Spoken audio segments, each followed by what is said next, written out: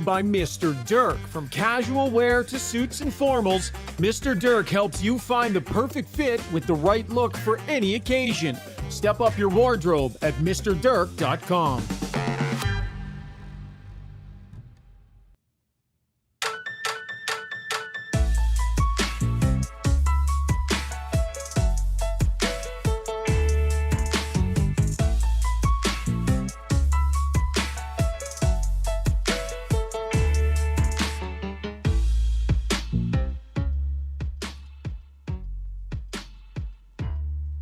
Oh boy, Oilers fans, welcome in to the wake.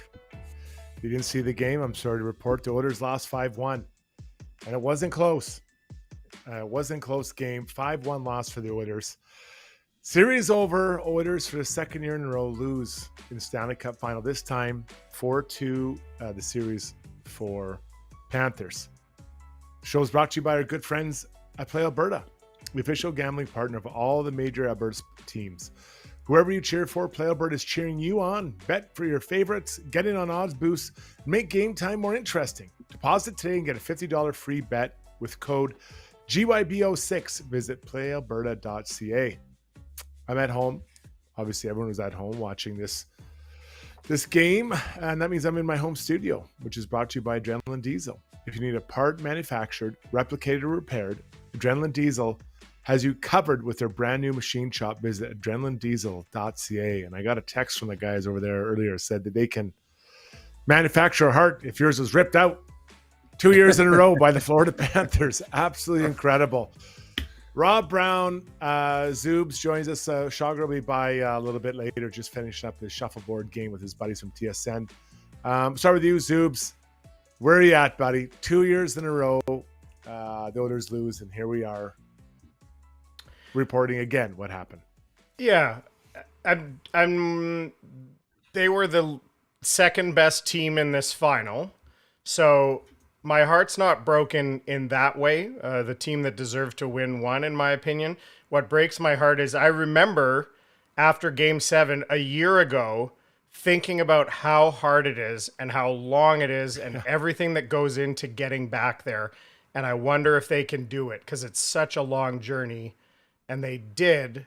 And then to come up short in this manner, that's what hurts about it. Not that they lost this final. It's the bigger picture for me. Brownie? Well, when you look at it, Struds, if you look at it just from how each game went, you could look at last year's finals and say that, you know what? In 4 of the games, the Oilers were the better team. They didn't get the better goaltending. Bobrovsky stole, I think it was game 1. But in 4 of the games, the Oilers were the better team. 2 games, Florida was better, and 1 was a toss-up. And I think that's why there was such hurt in the Oilers dressing room last year, because they felt they were good enough to win. They felt they had the better team. Fast forward to this year, before these playoffs started, and then before this series, we talked about this is a better Florida team than last year. They're better. They picked up Jones. They picked up Marchand. And in this series, they were the better team in 4 of the games. The Oilers were probably the better team in 1, and 1 was a coin flip. So this was the better team won this year. Maybe not last year. Maybe there's some fans that think, a do-over in Game 7. But this year, the Florida Panthers were better, and in a bunch of the games, significantly better. Yeah, well said. Oilers fans, we're going to guide you through a little bit of what happened in this game, what happened in the series. We'll get your comments, obviously, at the end with Ask Us Anything. Rishaug will join us a little bit later. We always welcome your comments. Keep those coming in, and we're going to try to help you understand what happened, because there was a lot happening in this series, in this game, and what didn't happen on the Oilers side. So let's get into it, guys, here with the breakdown. Brought to you by Alberta Ram Dealers. Ram trucks continue to deliver with power, style, and innovation.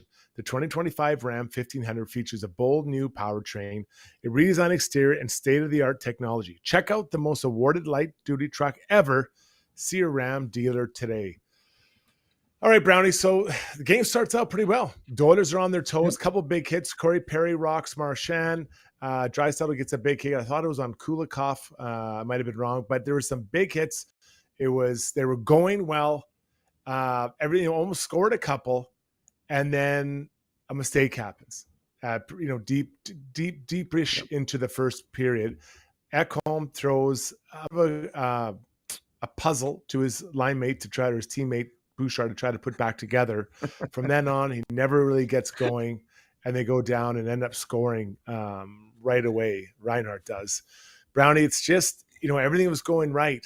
And then just one little mix play, counterpunch, boom, 1-0. Well, it's funny. I've never heard it called a puzzle before, but that is really funny. I was going to say a grenade. Matthias Ekholm has not looked the same since he came back from injury. Uncharacteristic mistakes. And that one, it was an absolute, that was not a good pass. Evan Bouchard did his best to control it. It did, but so the first mistake, bad pass by Ekholm. Really bad pass. This is in where the Oilers have control. They have control of the puck. Not a whole lot of pressure on Ekholm. So bad pass by Ekholm. Bouchard does his best and gets it calmed down. But the Oilers know how aggressive the Florida Panthers are when it comes to forechecking.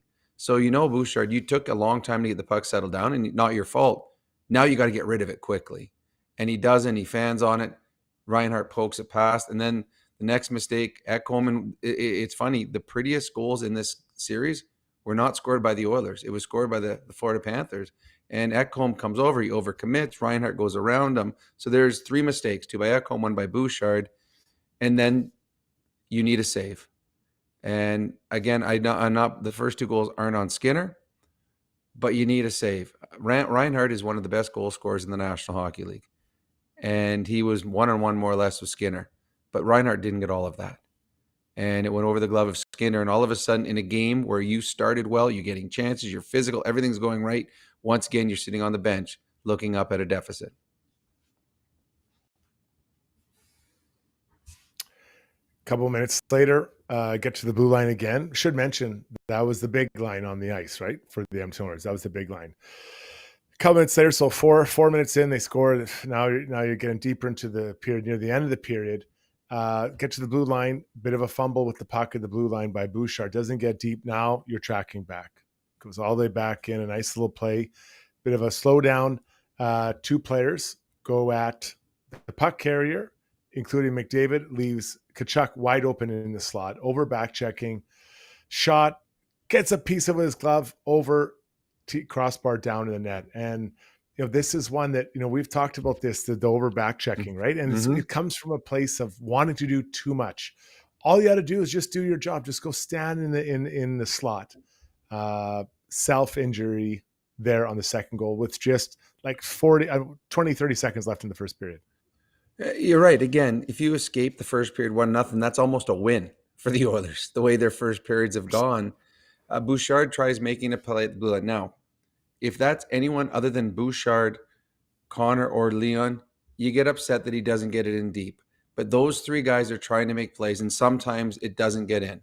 So Bouchard doesn't get it in, but he gets back. And the Oilers do get back in the right position. But Connor McDavid, as you said, instead of just, we talked about it, Janmark last game, head on a swivel. Connor McDavid crosses the blue line, takes a look behind. Oh, here comes Tkachuk.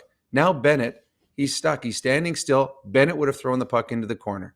He just would have thrown it down. Then they would have probably tried to work it from there. But instead, McDavid over back checks, and Bennett has an easy play. He throws it. It's an area pass. Tkachuk walks in, and we've seen this 2 or 3 times in this series where Tkachuk, with all the time in the world, bodies in front of the eyes of Stuart Skinner, and now you're down 2-0. And again, as you just pointed out, it's the Oilers' top line on the ice. They're their best players on the ice. That is a mistake you just can't make in a game where you or in a series where you're struggling to score goals against the world's best. You cannot make fundamental mistakes. And that was a fundamental mistake by Connor McDavid that allowed Matthew Tkachuk to be wide open. And now you are chasing a 2-0 lead. And we've seen in this series how effective Florida is when they've got the lead. So that's what happened on the ice as far as the plays. And really, it wasn't there. It was a pretty clean period by the Oilers. They could easily gotten out of that 1-0, even 0-0. Those 2 things just kind of piled up on them. But I know we got to get into our digital sound box here because we got to get to Chris Knoblauch and something he was asked. Now, Rishaug will be on momentarily, but he brings up a good point. He noticed this one. They're rolling the four lines. Connor and Leon did not start on their own line, start together. They started their own lines. And then they turned to putting that line together when things were still going pretty well for the Oilers. And then pretty quickly after that, it was goal against. So interesting to hear what Chris Knoblauch said about. So let's go into our digital sound box. Brought to you by Weiss Johnson Heating and Air Conditioning. The summer weather has arrived, and if you don't have an air conditioner yet, don't wait. Weiss Johnson is your home comfort specialist. So give them a call and enjoy a summer with a brand new AC unit. Specializing in servicing existing mechanical systems or installing new ones, visit weiss-johnson.com today. Hit it. Weiss Johnson,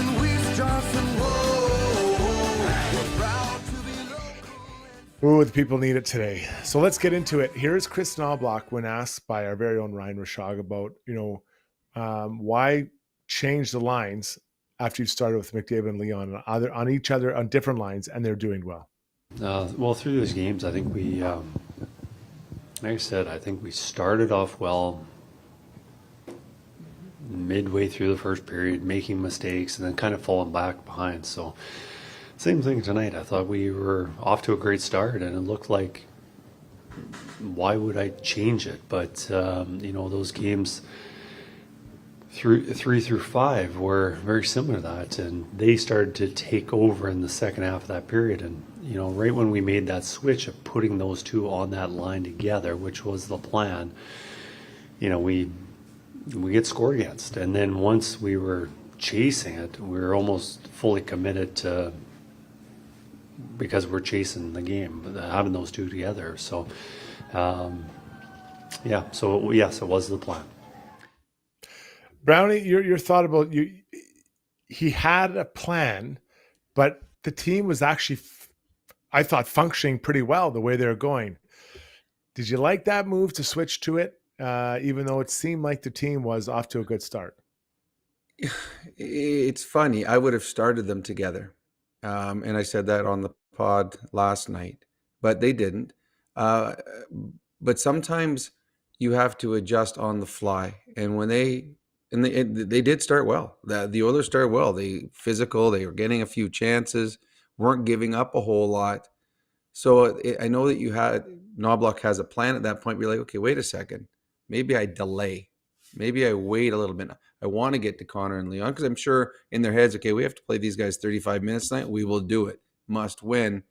Rishaug was the first one to point it out, and Connor and Leon played together the rest of the first period. They were on for both goals against. So, yeah, it was one of those ones you have a plan, and sometimes maybe you try to force something when you don't need to because that's what you thought you were going to do.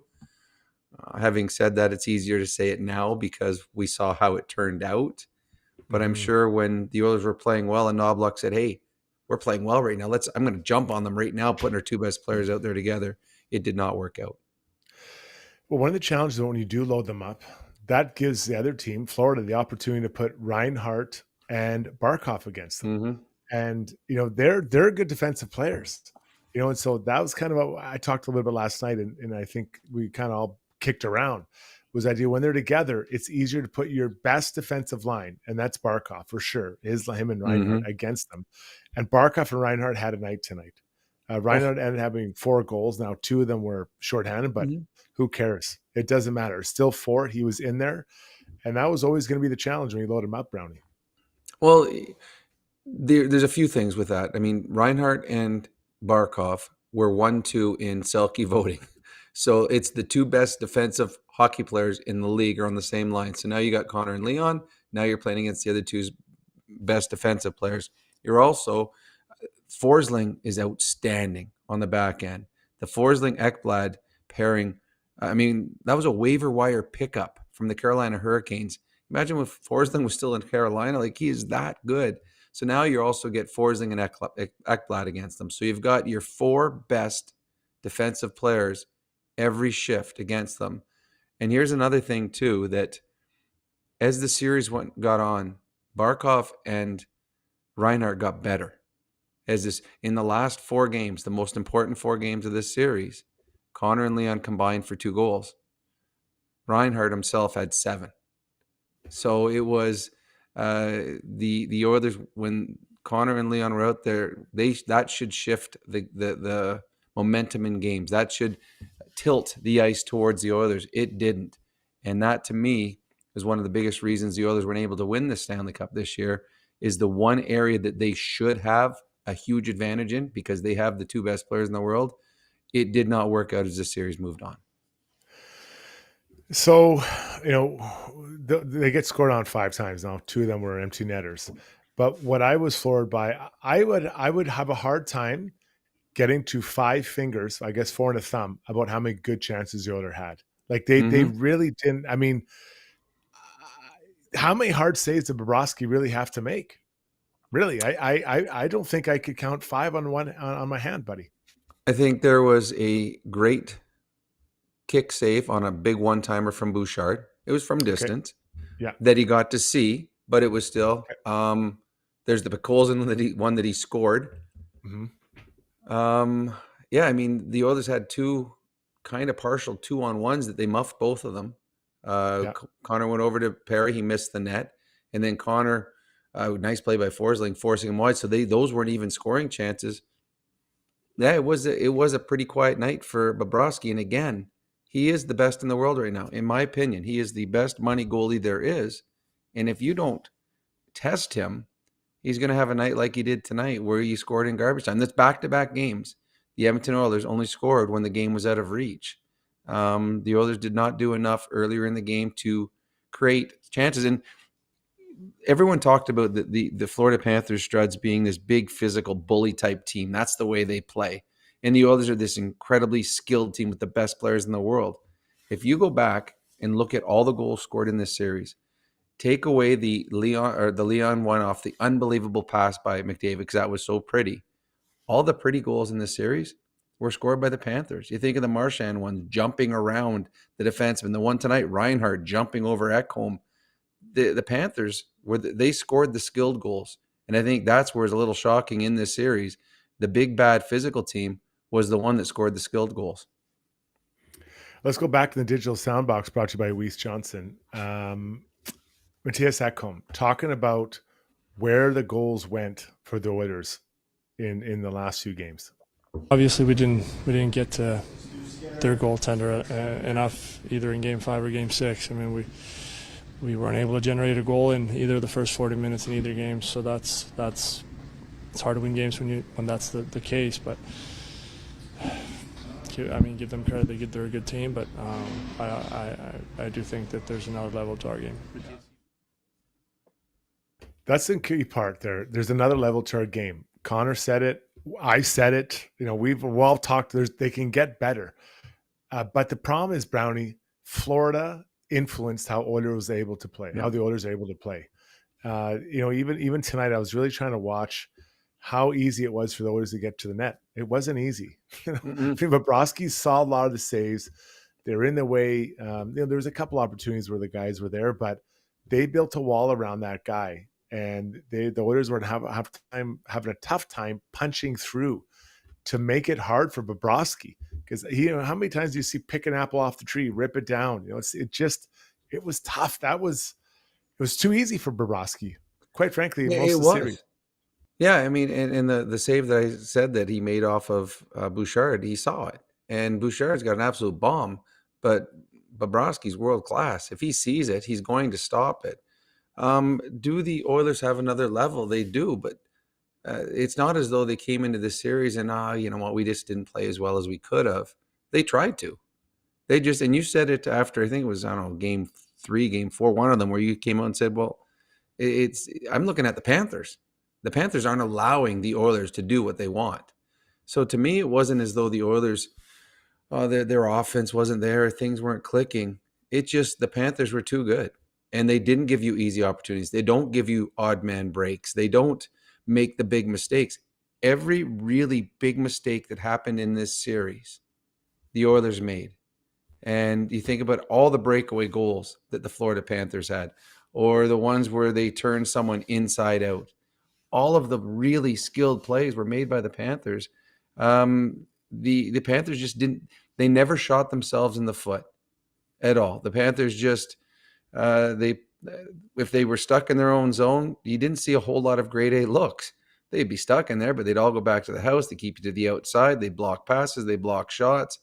And this Panther team was as good a team as we've seen in a long, long time. And every player on that team played their role to perfection. And that is why they're the Stanley Cup champions back-to-back years. Struddy, just one quick comment on the Bobrovsky thing, a quick comment from the stream that I thought was interesting. Adam Banks says, Bob was even fighting it early and had some iffy rebounds too. I thought there was opportunity there in that first 10 minutes and they couldn't take advantage. Yeah, really good point. Really good point. Big conversation for the Oilers was around the goaltending. Skinner started tonight. The first 2 goals, maybe can make a save. He probably doesn't have to if the guys make the right play. But the third goal, that was one that I thought was a real nail in the Oilers' coffin. For those that didn't see it, it was a fairly harmless point shot or shot come from distance that Verhaeghe, I think, took. And it kind of hits high up on maybe the chest collarbone area. I thought he blockered it, no? Oh, okay. Then maybe I think he did. Okay, then maybe he blocked it. But he reacted late. He picked it up late and blocked it. Okay. So instead of eating that, I would might like to see him reach over with his glove and catch it. The puck now bounced. It came from his left, hits him, and whatever goes off, it deflects like 45 degrees to the right. Just a big, juicy meatball rebound. Like that's men's league. And right on Tabarkov, who's a fairly dangerous player, frees them, looks like he's going to shoot it, goes back door off of Reinhardt's skate. But that one, man, you got to eat that. You've got to swallow that rebound up or punch that thing deep against the wall, Brownie. It was a weird one. And again, it's 2-0. Plenty of time still to go in the hockey game. Yeah. All the Oilers have to do is score the next goal. And the Florida Panthers, that was one of the best shifts of the series for Barkov. That shift, they controlled the puck. I don't know what it was, 45 seconds, a minute it seemed like. And Barkov just turned Oiler defenseman, Oiler forward inside and out over and over again. They were dead tired. When Verhaeghe got the puck, he was way high, just about 10 feet inside the boards. He didn't have a play, and he just threw it on net. And to me, now, again, Zuby, maybe he lost sight of it, but it looked casual, Stuart Skinner on that one. And he kind of bumped it. Didn't try to knock it out of the rink. Didn't try to swallow it up. The Oilers at that point needed a whistle. They absolutely needed a whistle. The Florida Panthers had hemmed them in. Florida Panthers had their best players on the ice. Just grab the puck and get the whistle. Let us live to fight another day. And he just kind of bumped it about 10, 15 feet out to Barkov. The Oilers couldn't recover, and Barkov freezes Skinner, and he hits. To me, I think he might even tried to hit Reinhardt on the foot there. Smart play, but that to me is the goal that shouldn't have been scored. That's one where Skinner has to somehow find a way to swallow it or put it out of harm's way. It literally looked like something you would see in a practice where, okay, he's coming from one side, I'm just going to punch it over here. Just really, really casual. And this game is not on Stuart Skinner. The Oilers scored 1 goal in garbage time. It's not on him. But that right there, to me, was the end of the hockey game for the Edmonton Oilers. Let's go back to the digital sound box, brought to you by Weiss Johnson, and hear from himself, Stu Skinner, on the third goal we just broke down. Yeah, I mean, it was a nothing shot. I tried to squeeze it in my arm, popped out. He shot it at the blocker side, which is smart, but I put it in a spot that I thought was going to be okay. Obviously wasn't for a second, and then he just shot it on the backside, and then Reinhardt's in a good spot. So goes from a nothing shot, but I mean, that's what you got to do. That's how goals go in, especially in the playoffs. Guys are just around the net, and I think for Florida, they did a great job at eliminating that. Zuby, any final thoughts on that specific play, goal 3? Well, I find it interesting that he said that he was kind of trying to catch it with his blocker arm. To me, it looked like maybe he picked it up late. He definitely hesitated with whatever he was going to do, and he blockered it late and kind of awkwardly. So I don't know if maybe he was going to reach up and catch it, go across with his glove, but it was an awkward play, and it cost him. It was, but that was I thought the strangest part of the comment, that he kind of talked like he was gonna like kind of catch it with his blocker, which I guess I've never played at this level, but I'm never out there planning to catch it with my blocker because that's very difficult. So that's kind of the end of the regular goals. There's some more in empty netters. Oilers pull the goal with 7 minutes to go. Reinhart scores. We know it kind of gets ugly and out of hand. So I think this is a good time maybe to break. Joe Relentless Player is going to come back and kind of take some of the things that we're seeing as far as takeaways that I really want to get into. So let's do our Relentless Player right now, brought to you by You Can Youth Services. Are you looking to hire entry-level staff for your company? You Can Youth Services trains youth in pre-employment skills to help them get ready, willing, and able to join your team. Check out www.ucan.ca for more information. I watched this player play against Carolina Hurricanes. He was clipped by what I would call a dirty type hit by Sebastian Aho, Sam Reinhart. And I saw them like, this guy's knee is buckled like that. Mm-hmm. I've been hit from the side before, and it's something. There's ligament damage in there somewhere. Didn't look like he had a lot. Came back, was okay, but every game he got moving a little better. And then tonight he delivered with 4 goals, albeit 2 empty netter, but who cares? It's 4 goals in the Stanley Cup final. I think they made mention on the broadcast. It's been years since someone's done that. Brownie, he just improved all the time. And I think what I liked about him, he was, even though he was maybe not skating as well and feeling it offensively, he was still good defensively, even when he wasn't scoring offensively. Well, he came in second in Selke voting. Like, he is that good a defensive player, and he scored 7 goals in the final. So you got a guy that just scored 7 goals. It's also fantastic defensively, and he's going head-to-head against Connor McDavid. And for a lot of the series, Connor and Leon at the same time. I remember watching a game with a buddy, and Reinhart scored, and I think it was game 3. And he says, "Oh, no, you do not want this guy to get hot." And he did. He scored 4 straight games. He scored 7 goals in those 4 games, usually head-to-head against Connor and Leon. So he was relentless, and I played against his dad. His dad was a fantastic defenseman. He used to play for the Calgary Flames, but a very, very worthy recipient of the Relentless Player. He is a big reason that the Florida Panthers are back-to-back Stanley Cup champs. Yeah, he was really good. He just improved the whole time, as did Tkachuk. Mm-hmm. I thought he improved as the whole series went on. Yep. Okay. Let's take a quick pause here, guys. When we come back into takeaways, let's take a step back and look at the series. I don't want to talk about who should be traded or who are firing or anything, but what went wrong in this series, right? What could have gone differently, better? Get those into the stream. We'll get to those next. So stay with us. Take a step back. Let's take a step back and look at all 6 games rather than just one game tonight. We'll be right back, everybody. For over 60 years, Belvedere Golf and Country Club has delivered a high-quality membership experience to Edmonton and area. And now it's even better. Drainage and irrigation improvements in 2024 have taken course conditions to a new level. This commitment to long-term sustainability means exceptional playing conditions all season long.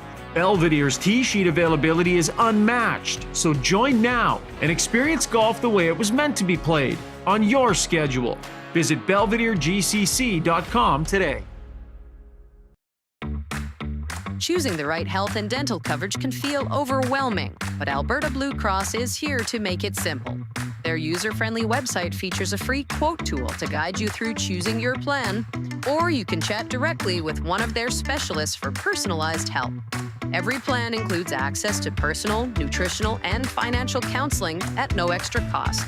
Visit ab.bluecross.ca/personal to learn more. At Gallery Dental, we believe in blending exceptional care with artistry to create the perfect smile for you. From routine cleanings to advanced cosmetic procedures, our team is dedicated to providing top-notch care in a relaxed and comfortable environment. With state-of-the-art technology and a passion for perfection, we ensure that every visit is a positive experience. Join the Gallery Dental family and let us help you achieve a smile that you'll love to show off. Contact us today at secolandentistry.com.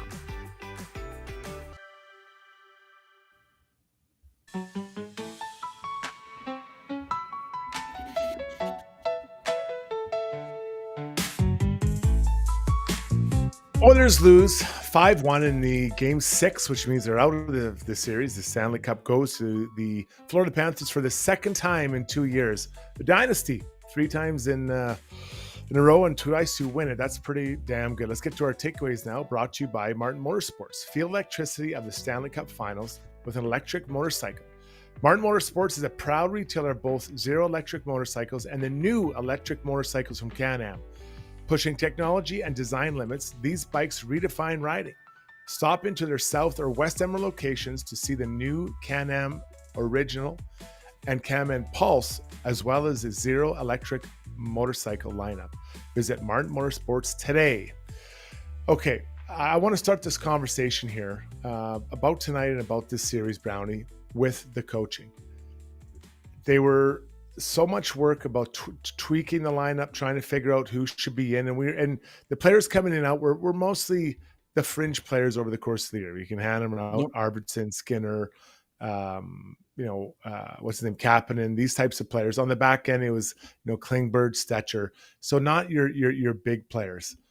So much focus on kind of the periphery players, and with all due respect, like just the guys who are maybe the bottom half of the lineup.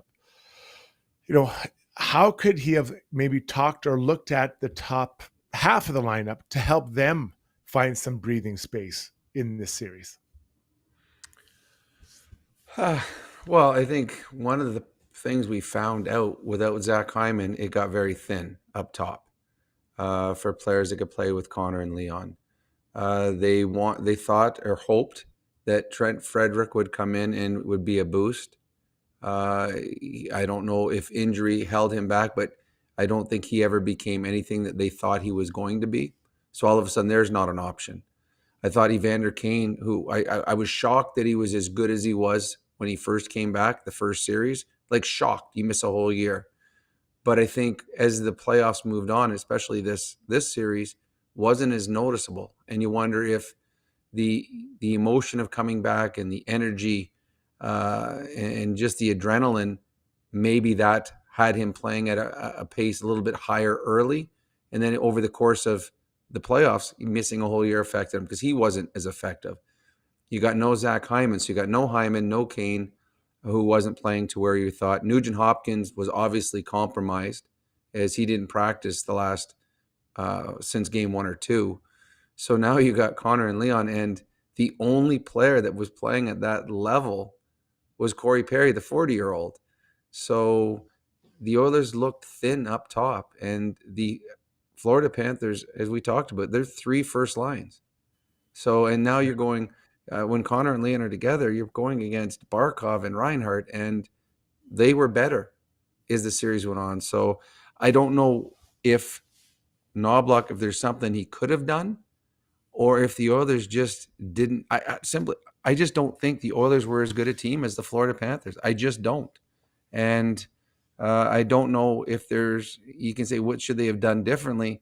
I'm not sure the Florida Panthers would have allowed them to do much differently in this series because everything the Oilers tried, the Florida Panthers shut it down. We got Rishaug right there. He is right off his duties. Rishaug, good to see you, buddy. Just your sense right away from the Florida Panthers. How was it different for them, or was it a different feeling for them? Being around the team both before and after they win this championship.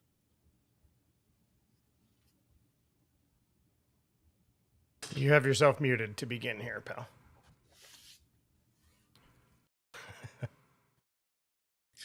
Yeah, I was on the ice. I talked to a bunch of their guys. I mean, I don't know how much different it was. Like it was probably not as difficult for them, quite frankly. It wasn't the same grind that I think it ended up being for them last year. So I think this was a better team. I think they know they're a better team. You know, Matthew Tkachuk called them a dynasty.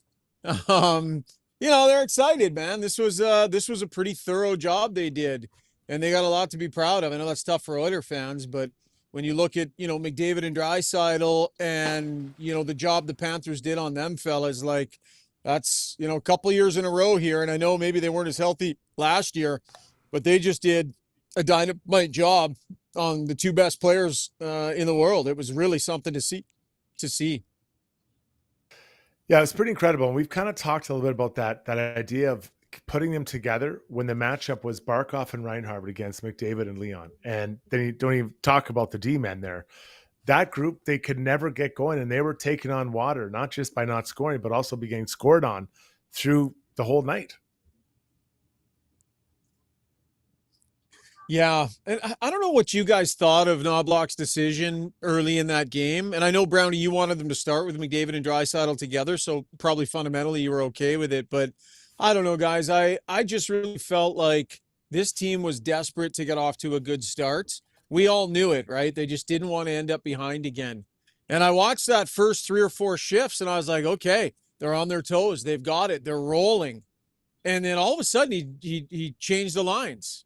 And he had pre-planned that. He said he was always going to, but I don't know. I couldn't help but feel like, why? You're off to a good start. Give them all another run through. See if you can keep everybody engaged. Just roll it through again. Cycle that same set of lines through again and see if you keep going. But he made the switch pre-planned early, and boom, they get scored on. And then, like he said, after, you kind of feel at that point like you have to stay with it. So they kind of stayed with it. But I didn't love that feel. I would have liked to have seen him roll those lines through a few more times just to see, because maybe they were off to a better start. Brownie?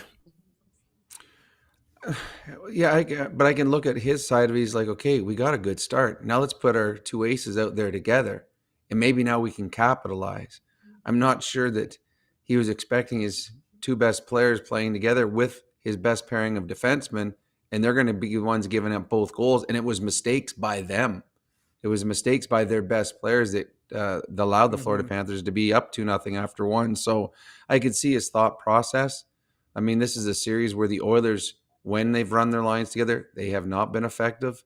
So I can see the thought process, why they thought it out beforehand, why they talked about it with the coaching staff, understand all of it. But at the end, the bottom line is, no matter if he did it during the start of the game, if he did it halfway through the second, if he did it at the end of the first, whatever it was, the Oilers' best players got outplayed by the Florida Panthers' best players when they went head-to-head.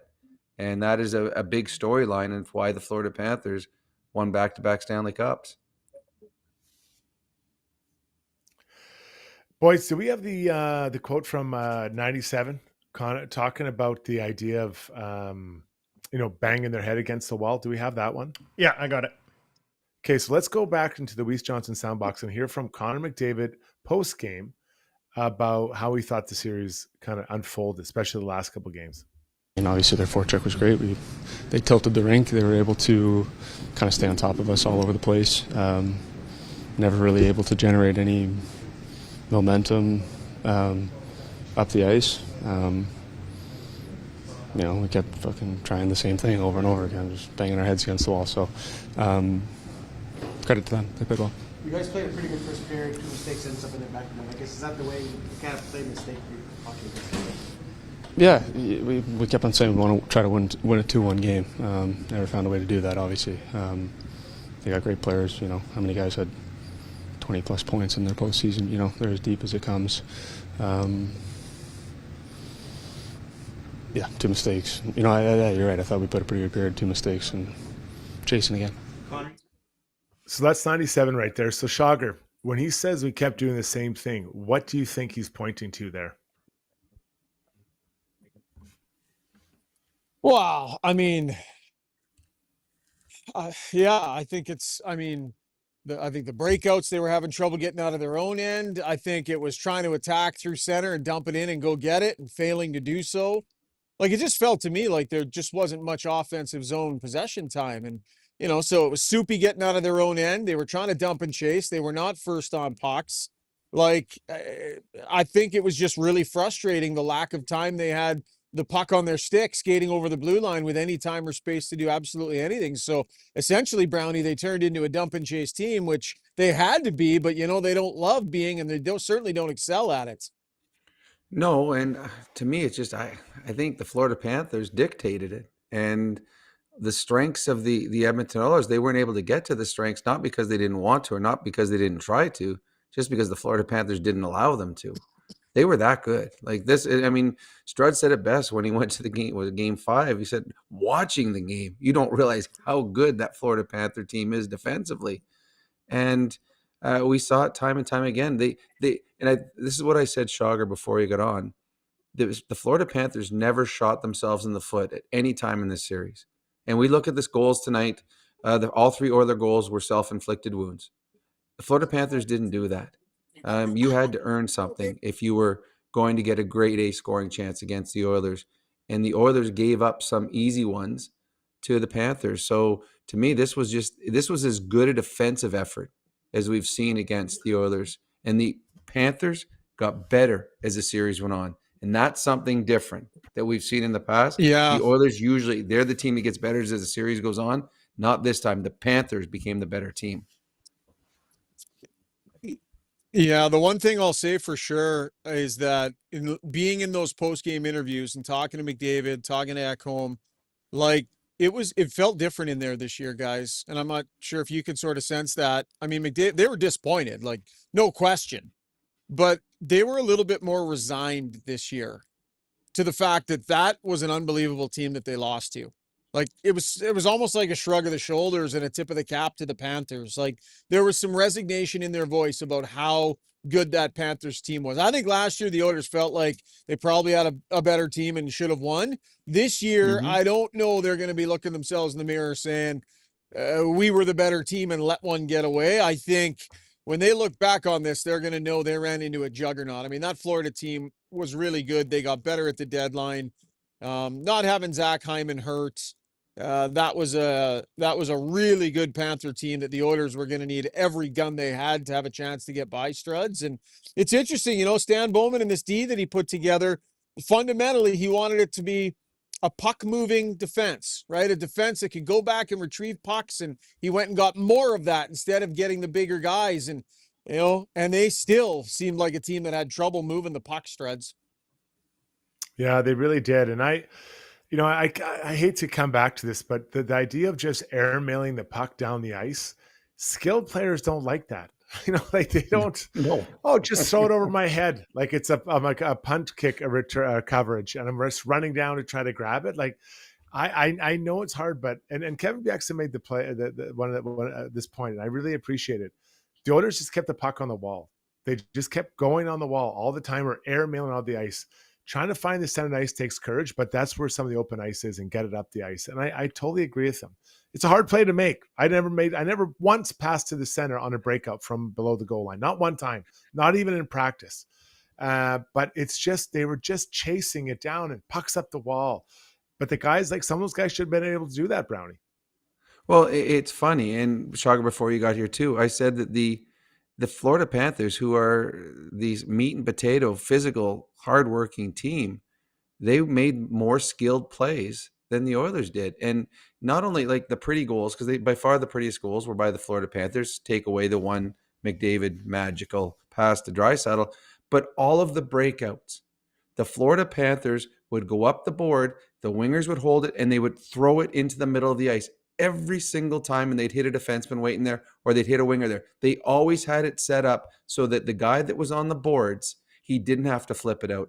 The defenseman didn't have to flip it out. There was always a pass, and I was shocked at how many times the Florida Panthers would make plays in tight areas in their own zone, but they did it time and time again, and when they moved it, the Oilers forecheck that had overcommitted one side, how many times did you see the Florida Panthers skating up the far side by themselves and were able to make plays, get pucks in deep? Yeah. So to me, I thought the Florida Panthers had a fantastic game plan of getting out of their own zone and never really got hemmed in like we saw the Oilers hem the first 3 teams in this playoffs. Yeah. Was there some grand adjustment, Struds? Was there some, and I know the coaching staff will go over it, maybe we'll have some some people with more of a coach's mind on the show at some point to dissect it a little bit, but it felt like the same story game after game after game after game through the tail end of this series. And like the Oilers never really found an answer for the fundamental issue of what was going on at even strength. I'm not sure I don't know if there was an answer that was missed by the staff, but the story was the same game after game. Yeah, and I think that's why I pulled that quote out from Connor. Like he's like, we just kept banging our head against the wall and expecting something different to come isn't going to happen, right? I think getting the puck off the wall to the middle of the ice, it sounds easy. It's not, and I think that's where the open ice was, because you look around, they're rimming it back and forth or airmailing it, and you never really have it as a winger. Brownie, you played a lot more wing than I did, but you're just constantly under pressure from D-men pinching down because they can see that rim coming from a mile away. And then they tried to stretch past. Sometimes it works, sometimes being icing. So now you come back in your end, and it's just really frustrating way to play. And it's a great way to play when you're the other team because you're just jamming it down their throats constantly. And I think that wore the Oilers down. I really think that it grinded them down physically, but mentally, because it's just relentless about how you're playing. Well, and you look at it, Struds, both teams very aggressive everywhere. Like expect the Oilers very aggressive at coming down the walls in the offensive zone. So if the puck's coming around, Bouchard's keeping it in, Ekholm's, Wallman, everyone comes down. And the Panthers are the exact same way. Like you would see a defenseman go all the way down below the hash marks. The Panthers quickly in this series learned that they turned their bodies so the winger would not be facing north up ice. He'd be facing his own zone. So when the defenseman came down, let's call him Ekholm. When he came down, Ekholm is hitting my back. But as a winger getting the puck, I now can see if I can pass it back to that defenseman. I protect the puck and I pass it into the slot.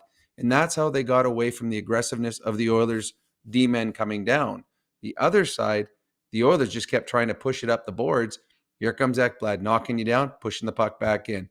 Here comes Mikola. And the forwards for the Florida Panthers were really good. When that defenseman went down, they just went back. And if the puck got by him, he got the puck and threw it back down.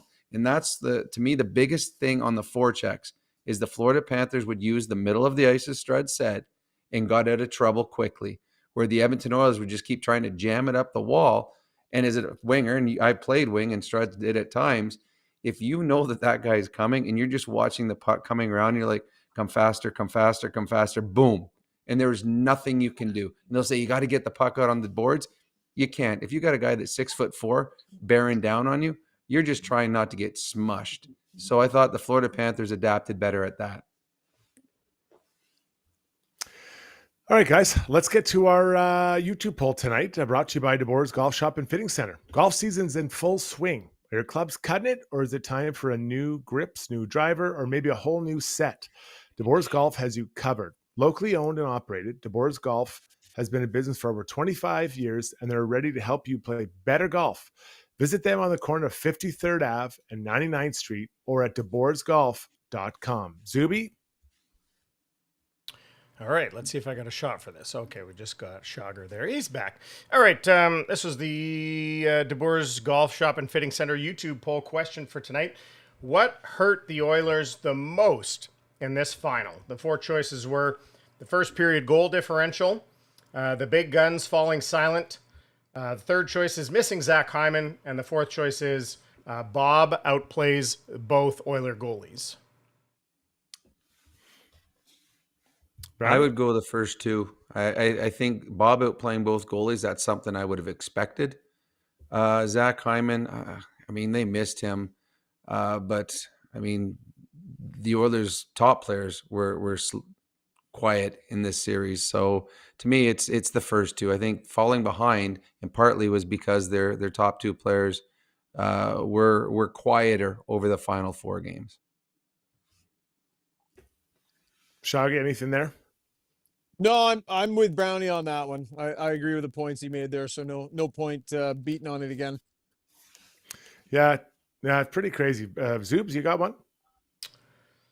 That first period goal differential is pretty hard.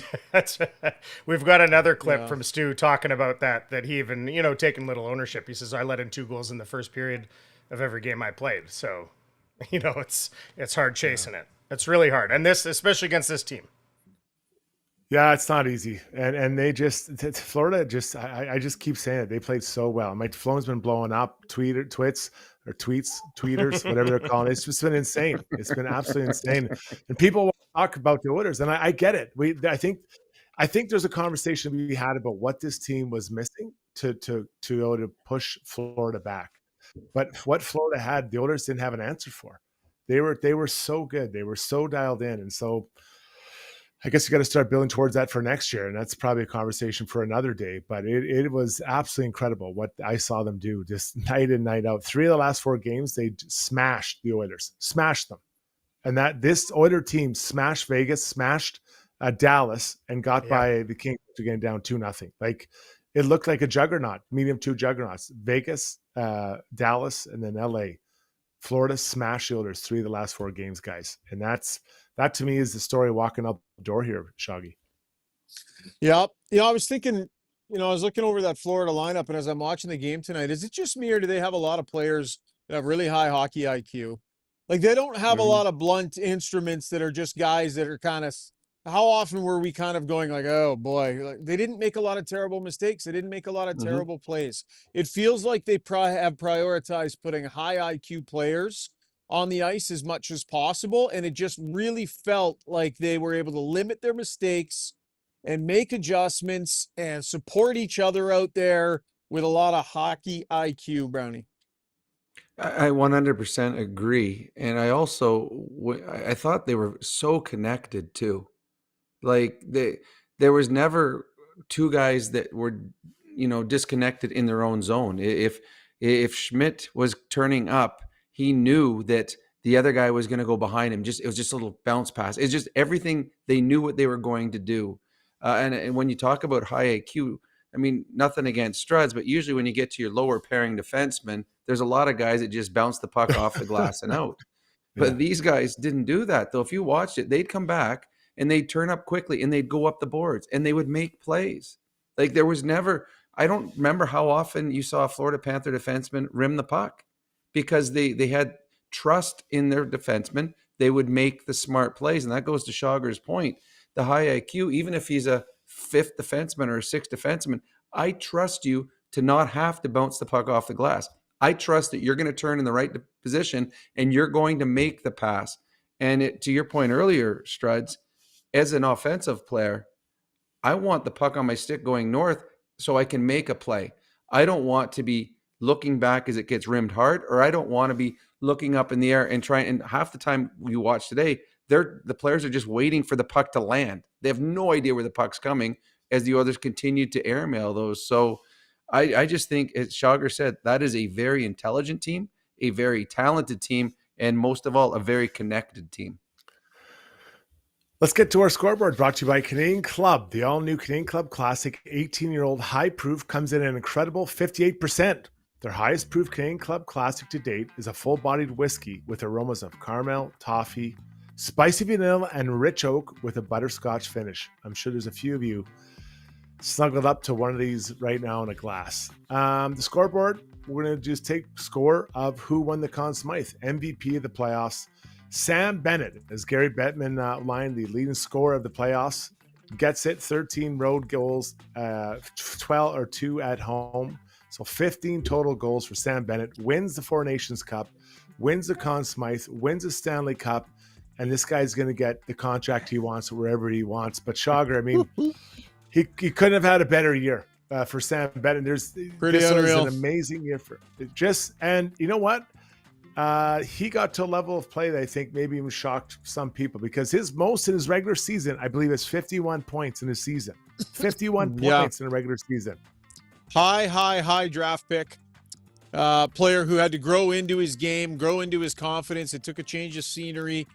So good off the rush in this series. So dangerous off the rush in this series.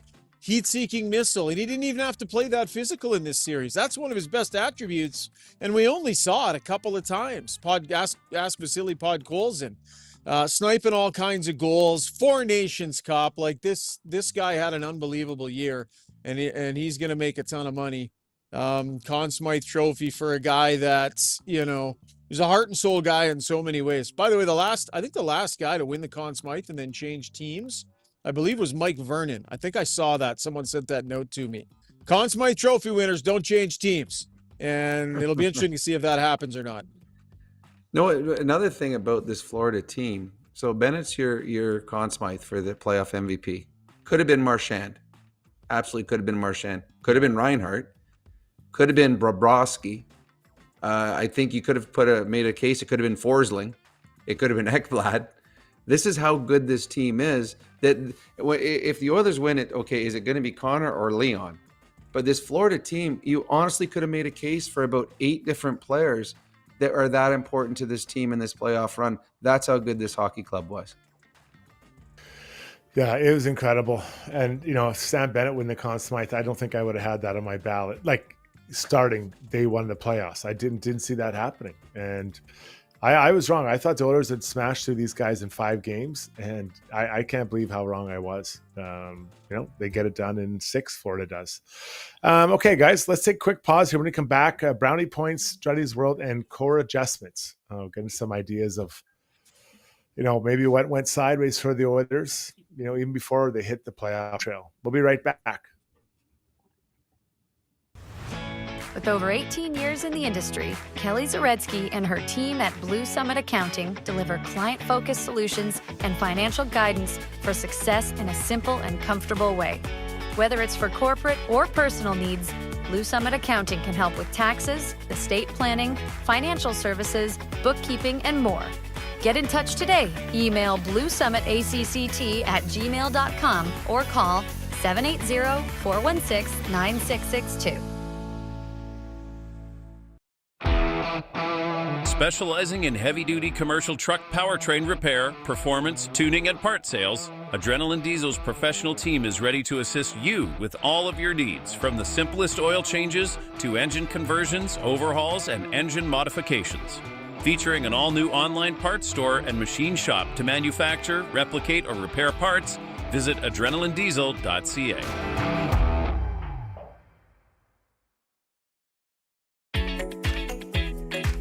Ready to go all in this season? Mr. Dirk's got you covered with express on-site tailoring, a wide selection of craftsman-made suits, sport coats, and casual staples for every occasion.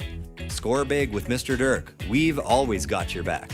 Visit us off White Ave, south of 102nd Street, or browse online at mrdirk.com.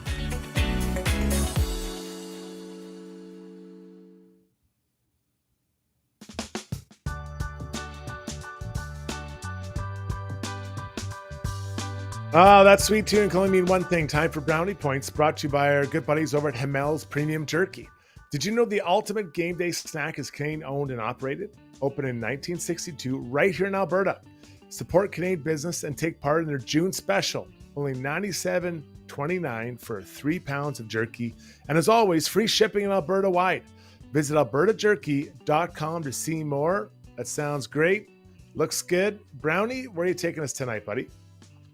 Well, I'm going to take away 3 brownie points from the Edmonton Oilers. The Oilers have put together 2 fantastic post-seasons in a row. And the players are gutted, and the fans are devastated.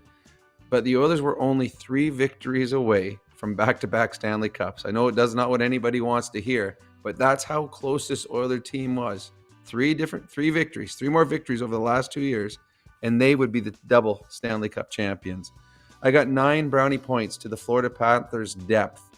As if you're looking for a reason why the Panthers won the Stanley Cup, you can talk about goaltending, you can talk about special teams, but to me, the Panthers' top 9 were just too strong for the Edmonton Oilers. They have 3 first lines, and when Connor and Leon were put together on the same line, you got huge mismatches for the Florida Panthers. I've got 9 brownie points to Team Canada and Florida Panthers, Sam Bennett, who became the first player going into a UFA to win the Conn Smythe. This kid is going to get really, really, really rich this summer, and it would not shock me if the Florida Panthers and Sam Bennett, somehow figure out a way to keep him in Florida. Why leave when you've got a good thing going? I've got -3 to the Edmonton Oilers, who weren't awful in this game, and actually came out and played a pretty good first period. But 3 big mistakes in the first 40 minutes, and the Panthers capitalized.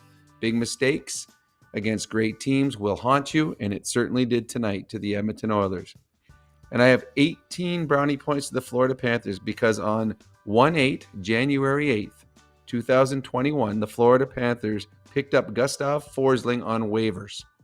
An absolute waiver wire steal. He and Ekblad were tasked with slowing down 97, and they did as good a job as any defensive pairing has all season long.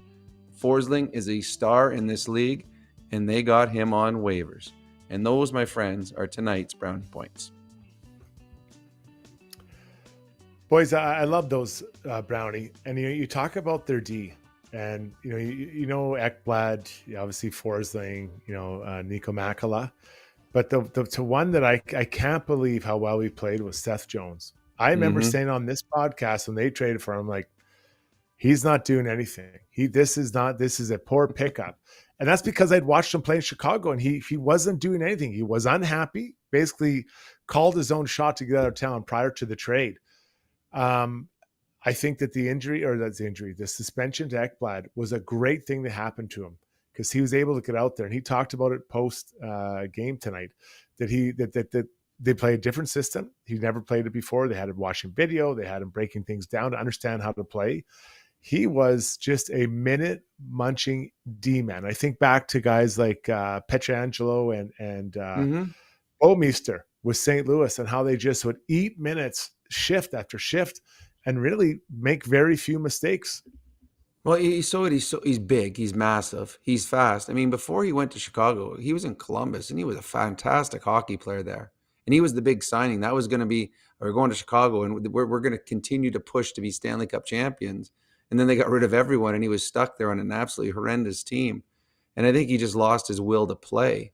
But he got to go to Florida, and I agree with you. With Ekblad being suspended, he was playing 27, 28, 29 minutes when he got to Jones, when he got to Florida. And in this series, he matched up well with whoever he was out there against. He's not overly physical, but he just closes on you, just like Bouwmeester. Bouwmeester was never physical, but you can never get around him. And he skated so well, and he jumped up in the plays. I thought all 6 defensemen for the Florida Panthers were excellent. They just don't make mistakes. And if you got a defense that is that solid with 9 fantastic forwards and a world-class goaltender, you're probably going to be the Stanley Cup champions. Rishaug, does Bill Zito get enough respect for what he's done with this team? Well, I mean, I think he gets lots of respect. I don't know. I haven't heard a lack of respect, I would say. I mean, he's made some great moves. He's made some shrewd moves. He's done some really good things here. So, yeah, I don't sense a lack of respect out there, Struds, but you certainly probably can't heap enough praise onto him. I mean, he's a shrewd guy. He's an aggressive guy. He's a creative guy, and they find a way to get things done. He's an old drinking buddy of mine, Struds, from Chicago. He's a great guy. He was an agent. He actually, when I first moved back here, he wanted me kind of be a bird dog agent for him. I didn't want to do that. That's a salesman. I'm not good at stuff like that, but really, really nice guy. Awesome guy. And what a team he has built here in Florida. Well, and you go through Sam Wright trade, all those types of things. But when we look at the Marchand, and a buddy texted me, they got Marchand and Seth Jones for a couple picks. I think it was the first for Marchand because they went so far, and a backup goalie. And they got those 2 guys, which is and they have Seth Jones now for, a number of years. He's signed. Like, that is when I don't think a lot of other teams would have taken Seth Jones on. I would not have, from what I'd seen. But what did he see that the rest of us didn't know? It's incredible.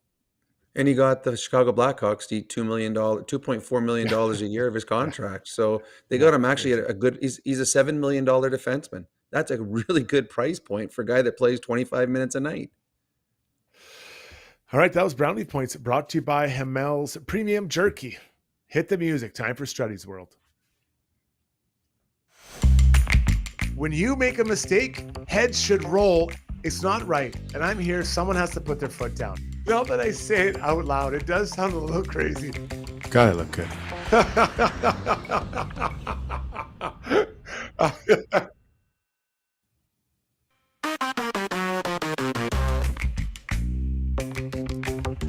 Outsiders World is brought to you by DLR Vinyl Products. As Alberta's #1 vinyl product supplier, DLR offers top quality materials to build a fence or deck that won't rot, fade, or fall apart. If you need a skilled contractor to take care of the job, prefer a DIY approach, DLR can help set you up with all you need.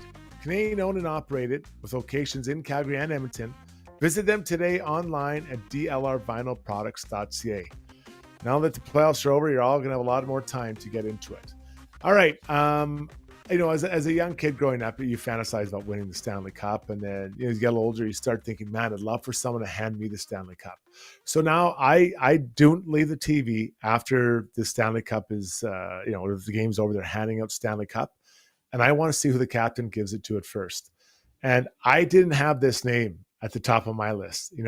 Maybe Seth Jones. I thought maybe Brad Marchand. Instead, they brought up a veteran who'd been bought out, Nate Schmidt. He was arguably their 5th or 6th defenseman. They get him up there right away, and he gets to hold on to the cup. Then they go through all the players who hadn't won a Stanley Cup yet or didn't play a big role in this year's cup before they got to their big guns. I mean, that tells me how close of a dressing room that is and how much those guys at the top understand that it takes everybody. It takes everybody to win it, and you appreciate everybody's contribution.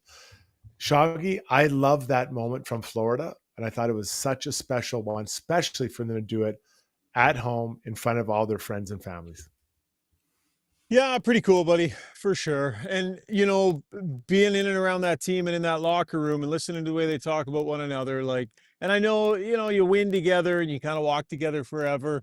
And a big chunk of those guys had done it together. So there's a very, very special bond that I can imagine would develop. And that's where you think of things like that and, ideas and leadership from different guys. And this is, it's painful for Oilers fans to listen to this. I can only imagine. But the culture that they have going here with this group, with the way they handle things, the way they think of things, it's high end. And there's some real honest players. They're champs and real good buddies, and they've built a great bond. And you can tell with some of those decisions they make, Brownie, and the way they handle themselves. Well, it's funny that you guys say that. It's because I was doing the radio show with Ted, and I kept turning to my side to look at the TV, and I'm like, oh, they've gone through all the guys already, because here's the backup goalies going, and here's this Boquist who's already been. He wasn't even dressed tonight. And then I look a little later and I'm like, oh, wait a second, there's Marchand. Oh, wait, there's one of the other regulars. So that is a cool thing for them to do, because sometimes when you're not in the lineup every night, you feel lost. You feel like a little left out. So I give credit. I have only heard incredible things about Barkov as a leader. And there's a whole leadership group there. So good on them. Recognize that it's not just the 20 guys that dressed that night. This is an entire organization. At some point during the year, each and every one of the people in that dressing room has contributed to this night. So good on them.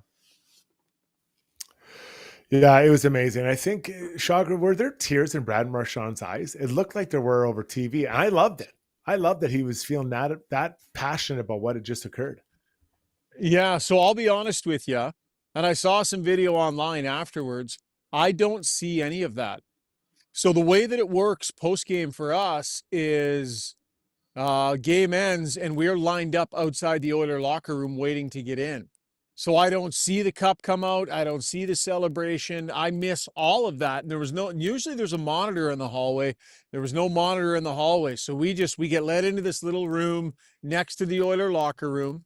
And then we wait for the players to come out. So I'm missing all of those things. And then when I finish those interviews, they then open the ice up and let the rest of the media that aren't the rights holders out onto the ice. So that's when I go out onto the ice and start doing some interviews and stuff. So I actually miss a lot of that, though I saw some of what you're talking about online.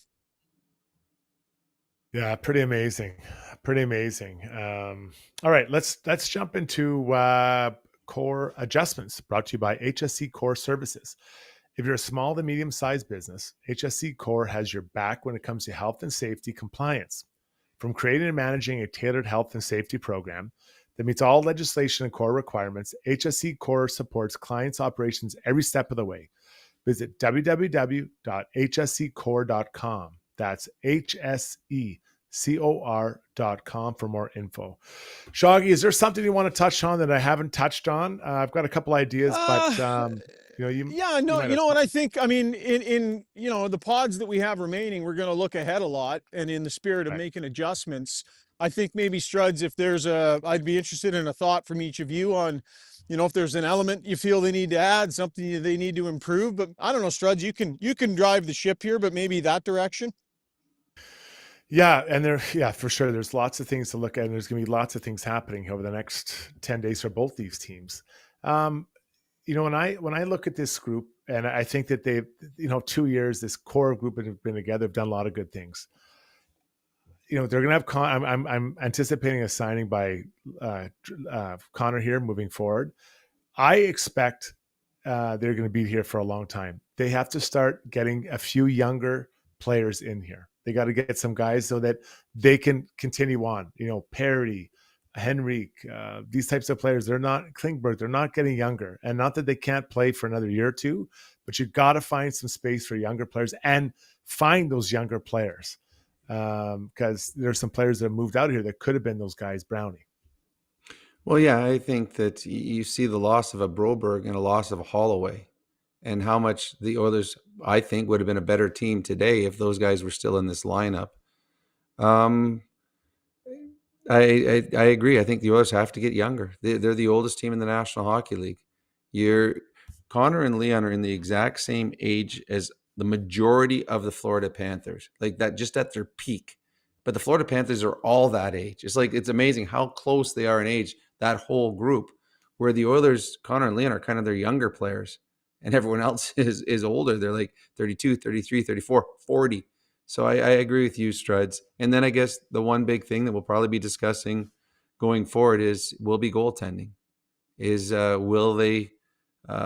Stuart Skinner their guy, or is there going to be an improvement there and Stuart Skinner moves on to a different organization? I think Stuart Skinner can be a very good goaltender in this league. I just don't know if that's going to be here in Edmonton. Well, and is he still developing? Guys? Like a Stuart Skinner at his age and his experience level, and for a guy that was never really supposed to be a starting goaltender, this was kind of maybe the time where they were thinking he'd start taking over, right? Maybe this upcoming season is when they maybe thought he'd have been taking over from Jack Campbell, had that gone to plan. So, is Stuart Skinner still developing? If you trade a young goaltender that has 2 Stanley Cup finals under his belt and some pretty excellent playoff performances, are you going to regret that? And how much are you going to regret that? So is there a pathway to, keeping Stuart Skinner, but adding another goaltender that is potentially of that starting caliber to push him? Now you got to spend a little bit more and it costs you Cal Pickard. But I can't imagine that status quo will be acceptable moving into next season. It's back-to-back playoff years where, yes, he's had some good performances and he's been good. But when you look at the numbers, it's fair to say, can you win with that save percentage? Doesn't matter how good your team is, can you win with that save percentage? How good a team do you have to overcome that? And I think, there's a case to be made that they're going to have to do something there for sure, Struds. 100%. And Cal Pickard, will most likely be the guy who is jettisoned right at it. I think he's a guy you can probably trade for $1 million. Someone will want him. And the key moment for me was after the game on TV, Cal Pickard went and kneeled right beside his buddy and just took a knee beside Skinner. And that tells me so much about Skinner.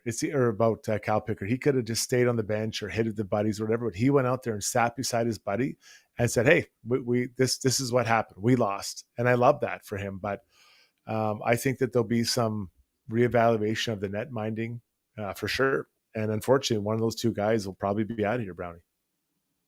Yeah, I agree. And I mean, we've seen in the past here in Edmonton, good hockey players move on just because of the fan base not happy with them. And it just got too hard for them to be as good as they were capable of being with the constant negativity. And we've seen that with Stu Skinner. Can he play in his hometown? It would be hard playing in your hometown. and it'd be even way harder as a goaltender. And we know how hard fans and media are on goaltenders here in Edmonton. I would think it would be incredibly hard for Stu Skinner if he came back just as Stu Skinner next year and Pickard as the backup. I think the fan base would be it could get ugly, and it would be tough for him to succeed in that kind of atmosphere. All right, Shaggy, where are you at, buddy? What's how close are you? Or far away from you? I'm okay. If we want to spring Brownie, I'm good to do take a lap with you next, and then I'll let you. We'll see where I'm at. I may have time to stick around for Ask Us, but we can spring Brownie, and you and I can land the plane, pal. Okay, let's do it. Okay, Brownie, take a break. Good year, buddy. Obviously, we got quite a bit of work still to do, but that was a fun year. Not quite where I think Oilers fans wanted to land, obviously. No, it wasn't. So I'm sure we'll do a podcast or two before we're done for the summer. But everyone else, it was a lot of fun. Just unfortunately, 2 wins short.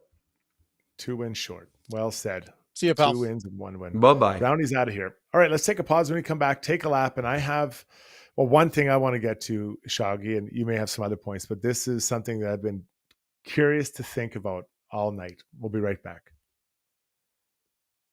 If you're considering a vinyl fence, don't be fooled by cheap marketplace imitations. Get top quality vinyl fence from a trusted company with 20 years in the industry. With locations in Calgary and Edmonton, check out dlrvinylproducts.ca. Join over 250,000 Canadians who have upgraded to Canada's best mattress. Douglas is proudly made in Canada and ships directly to your door for free. Douglas is easy to set up. Enjoy perfectly balanced comfort and an easy-to-clean machine washable cover. Get a free sleep bundle with your Douglas mattress. Try risk-free for 365 nights. Get your Douglas mattress today.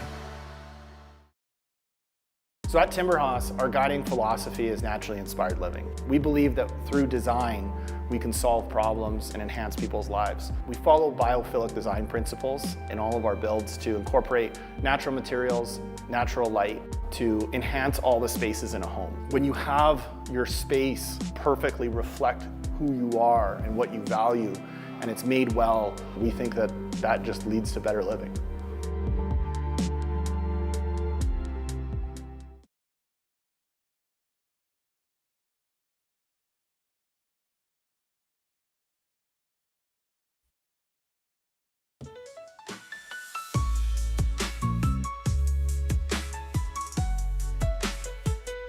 Welcome back. The Oilers lose 5-1 to Florida, lose the series 4-2. Florida really found their game, found their stride the last 4 games.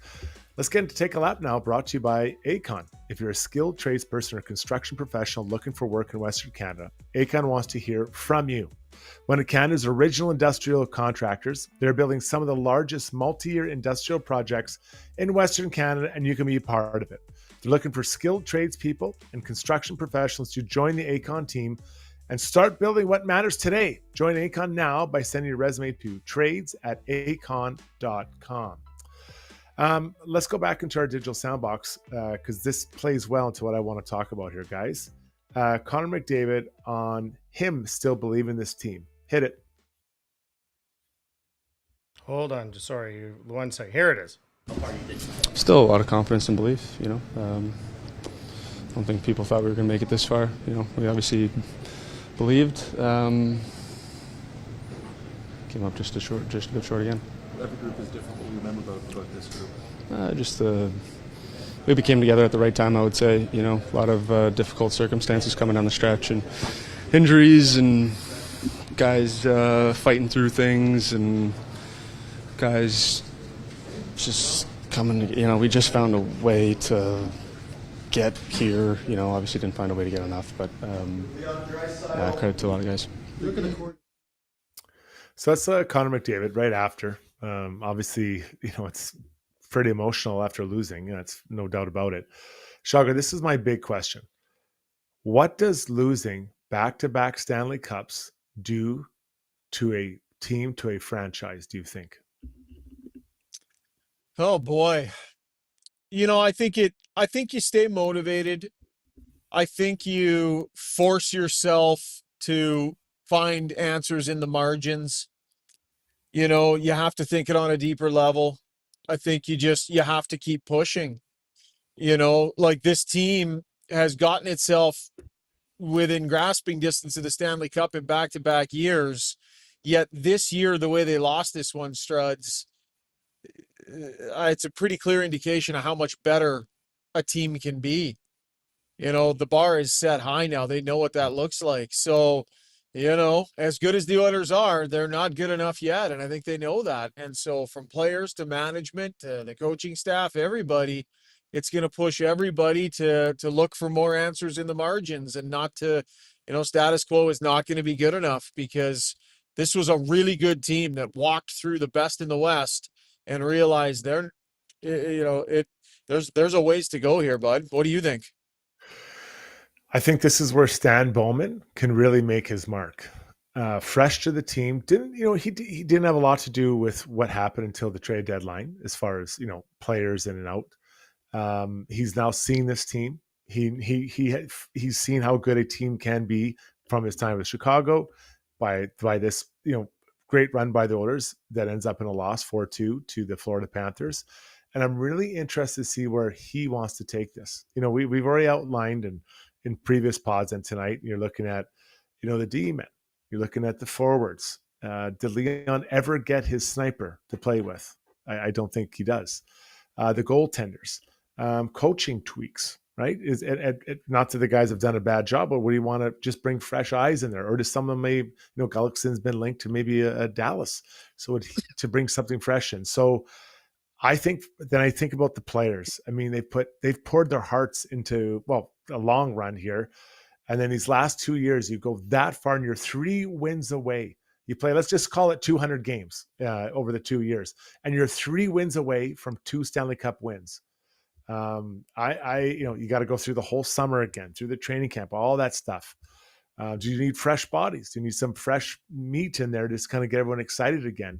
And can you find some younger ones? So I think this is a more challenging offseason than last year, Shoggy, for this organization, players, teams, coaches, everybody. Yeah, and I do agree with what you said. Like, this will be Stan Bowman's offseason, right? This is his first full run at it through free agency, through a draft, evaluating what his team's got. And so he has an opportunity to, not a fresh set of eyes, but certainly a fresher set of eyes than, the people running it last year. And his vision of what a full and thorough and complete offseason looks like.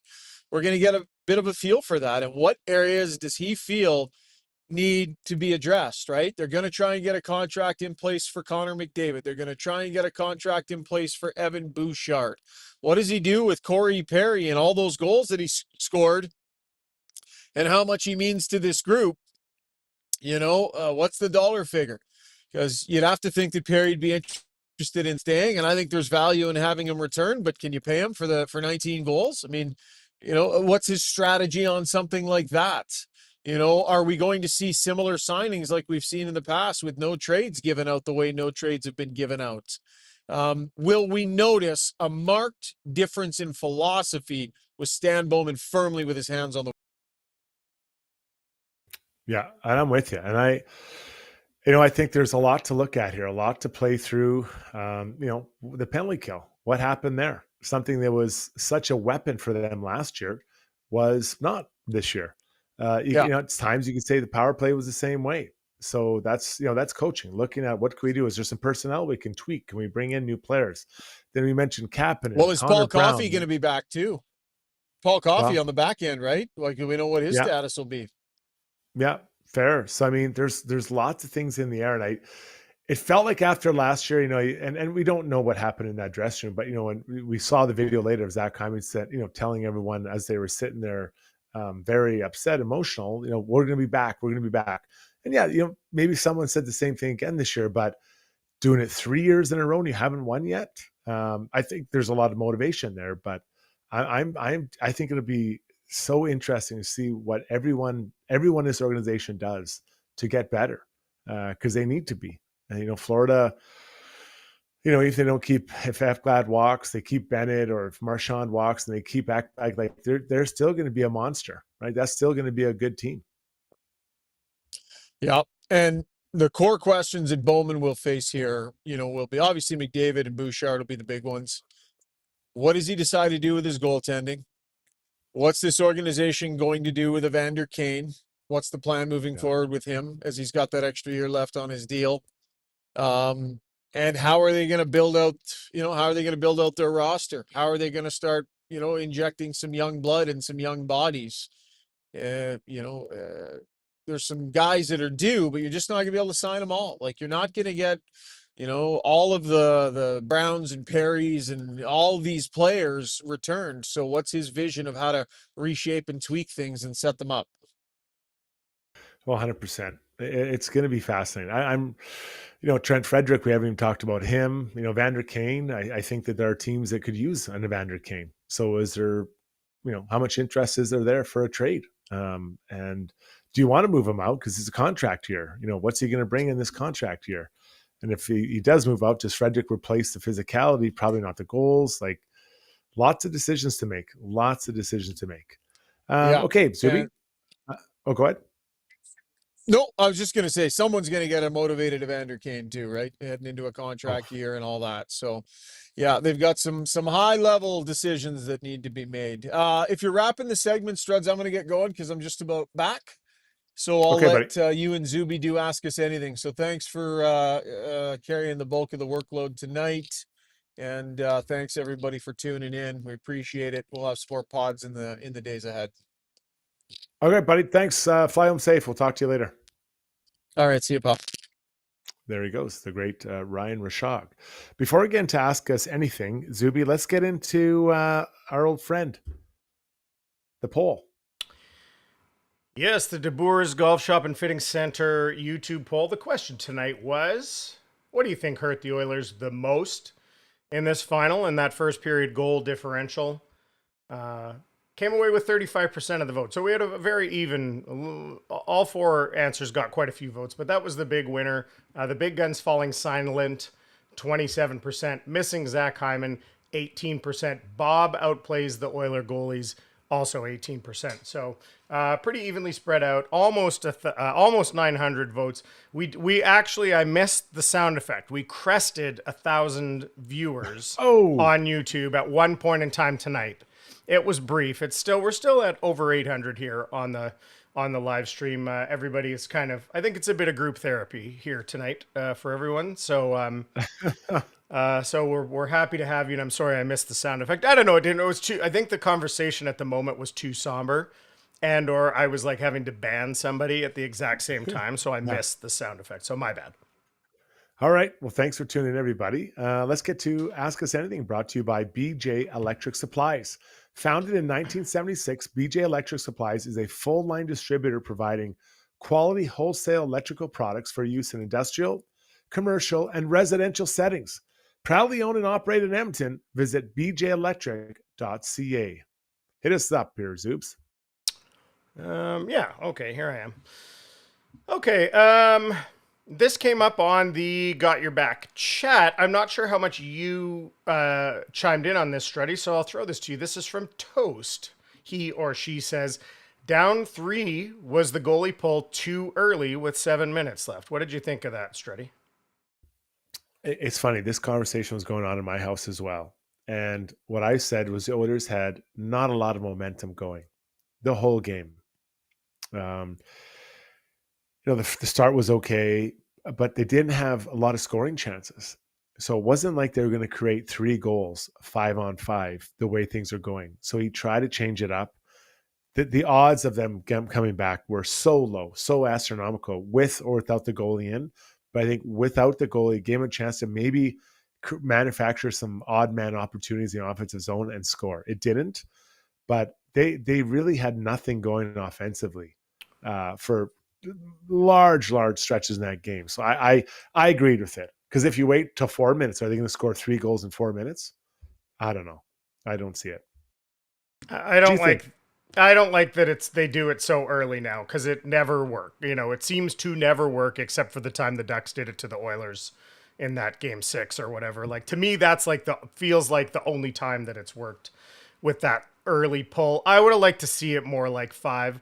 I just feel like you're gambling that you think you can, not that you won't attack, but that you think you can go that long without them even putting the puck on the net, no matter how fast it's going. Like, I don't know. For me, that gamble doesn't work. But I know Brownie, and I think if he were here, I know what he would say. The Oilers are the best team 6-on-5 that he's ever seen, and they didn't have anything going. So I understand that part of it. I would have liked to see it a little bit later. Greg Z, I'm not sure how much you guys actually talked about Jeff Skinner, but he pointed out Jeff Skinner was one of the best Oilers tonight.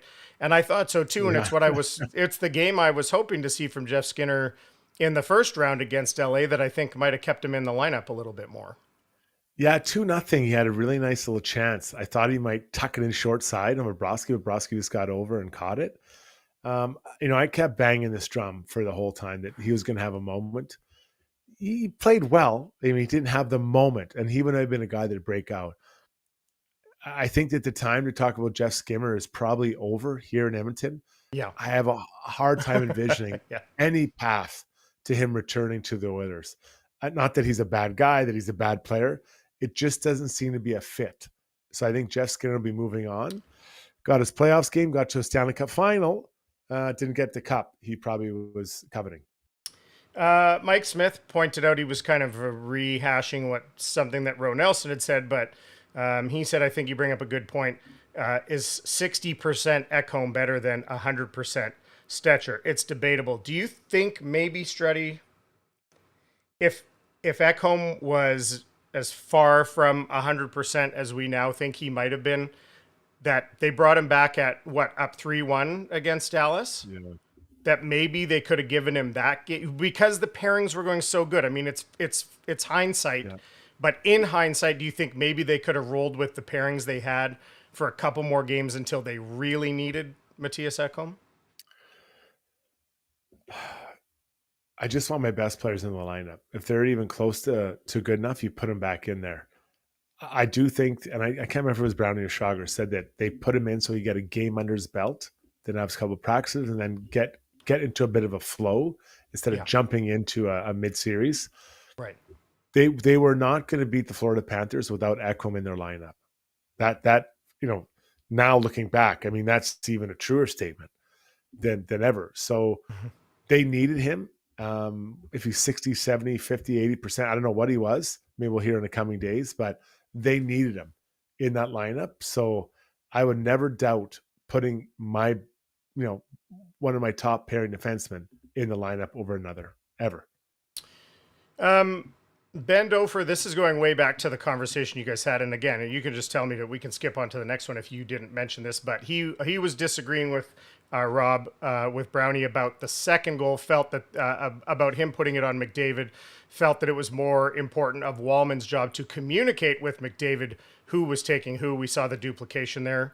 What do you think of that statement? Did you guys talk about that on Wallman not calling him? We did, but I mean, I've talked about in the past. I don't think we specifically did it tonight, but as a D-man, you have to point who the forward's supposed to take. And, you don't see it as much as you should. Now, you might hear it, but I want to give every chance I'd send him a text. I'm showing with my hand and I'm yelling at him. Take this guy, point it out. And that's just what you have to do. This communication, then it clears up any doubt. Stay with him. I've got this guy. So yeah, could he have maybe, I wasn't in the building. I don't know if he was yelling at Connor or not.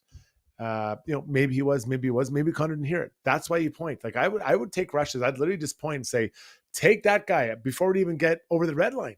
Yeah. And then guys would understand that's your job. This is my job. Simple.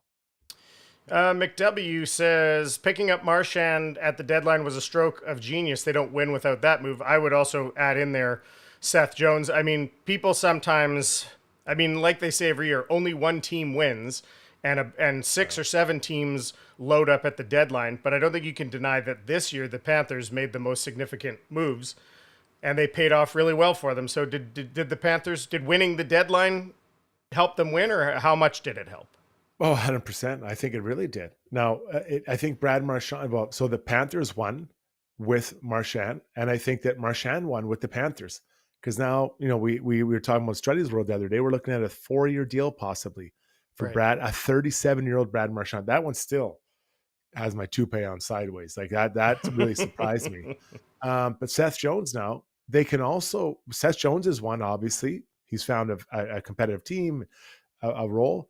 But the Panthers could also win. If Ekblad leaves, they have Seth Jones there to replace him. Yeah. Similar type defenseman on a good contract.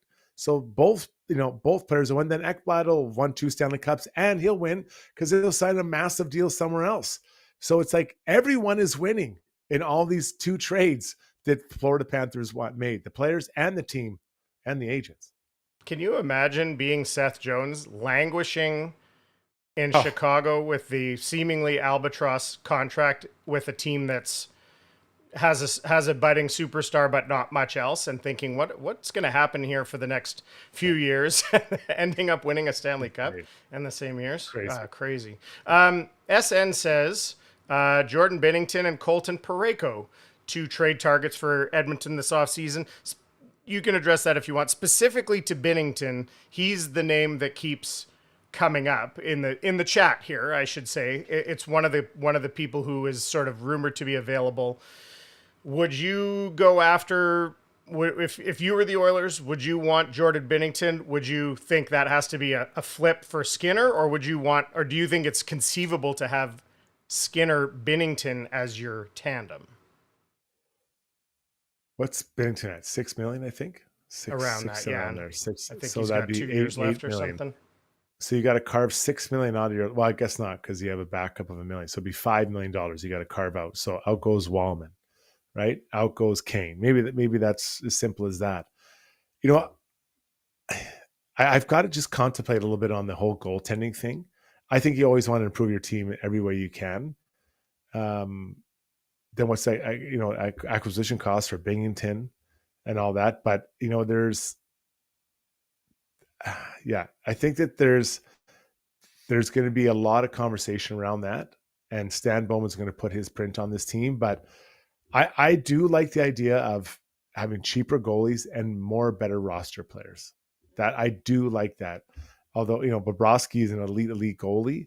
Binnington's good as well, and he's cheaper. But so if you're going to go that way, I might move Skinner out and keep Binnington and Pickard, because that gets cheaper again. Right. All right. Mike Smith, I said I'd indulge him this sort of fantasy question here. He said, imagine this series replayed. Rosters are the exact same, except the goalies are switched. Who wins? Well, Mike, that's a good question. The problem is you can't switch the goalies without removing $7.8 million out of the Oilers lineup. Like, that's a fantasy. And that's why, so I'll answer the question, but you have to tell me which players are taken out for $8 million out of the Oilers lineup. So to give you a sense of that, that'd basically be Nuge and Frederick, some combination of that. So you can't, it's not a fair question. You can't, because then if you're sending $2 million, or they're saving, how much on the back, $8 million over there in Florida, they can add $8 more million in players. So they'd be that much better. So I can't answer that question. It's not a realistic question to answer. All right. This is a funny comment from Davin. Davin says, I want to read Stan Bowman's notes. What do you think Stan Bowman is writing down there, Struddy, in his notebook after they score the 5th goal or whatever it was, and they cut to the shot of him? Do you think he's just closing that whatever, see you next year, or what? I laughed about that too. What could he possibly be writing? Well, I think a lot of GMs track every goal and just make their own notes. Good play by whatever, Zabunia, or poor play by Strudwick. I think there is that feeling that they do it. And maybe it's just a habit. He does for every goal, and he's closed the book and said, that's it. So he can have his own read on what happened. Although the 4th and 5th goal, like, really, it's over. It was over before that. Yeah. Okay, I'm going to go 2 more here. This one, Caper Boy, he's a bit of a negative Nelly. I'm not sure he's even a fan, but I'm going to, which is fine. But just to be clear, he says 6 players under contract after next season, oldest team in the league. window is closed. So let me just say that doesn't include McDavid signing an extension, which most people seem to think that he will, but it's not a done deal. Those players that he's talking about would be Draisaitl, Hyman, Nuge, Janmark, Nurse, and Emberson. My response to that would be, Struddy, as long as this team has Draisaitl and McDavid still in their prime years, the window will not be closed. Mm-hmm. So I think they have 3, 4, 5, 6 years, as long as McDavid signs, that they can still build around those guys, and players will want to come here. That's my thought. 100%. So let's look at the back end. I mean, I think, Wallman, I'd guess Wallman, they'll probably want him to sign an extension. And then do they sign an extension with Ekholm or Kulak? Bouchard's going to get it done. So kind of that core will still be there, right? That core will still be around.